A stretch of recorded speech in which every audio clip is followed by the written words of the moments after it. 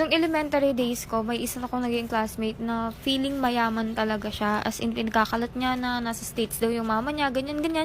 Yung mga kwentong, alam niyo na, para pasikat sa mga kapwa bata, di ba?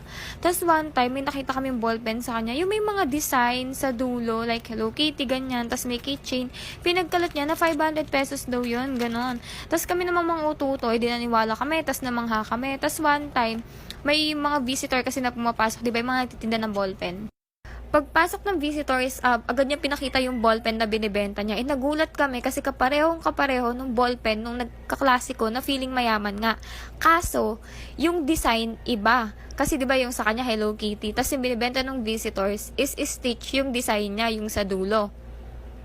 Tapos lahat kami bumili, as in lahat kami magkakaklase bumili maliban lang sa kanya. Pagkalabas ng visitors, bigla siyang tumayo. Sabi niya, fake lang yan yung sa akin kasi Hello Kitty, kaya mas mahal. Kaya 500 pesos siya. Sabi niya ganon.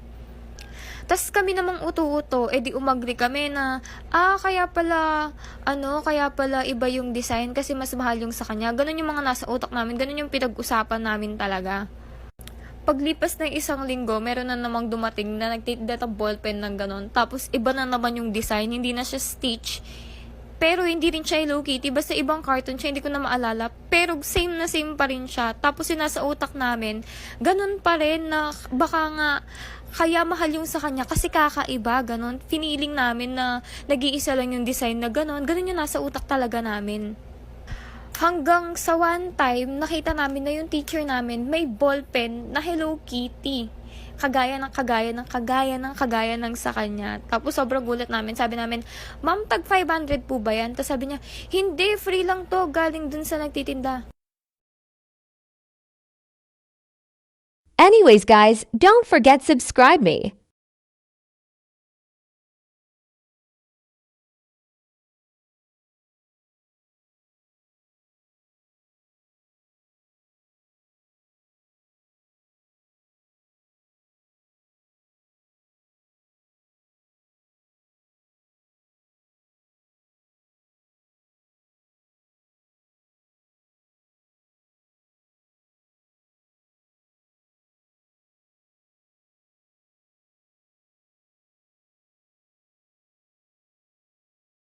Thanks you for watching my video.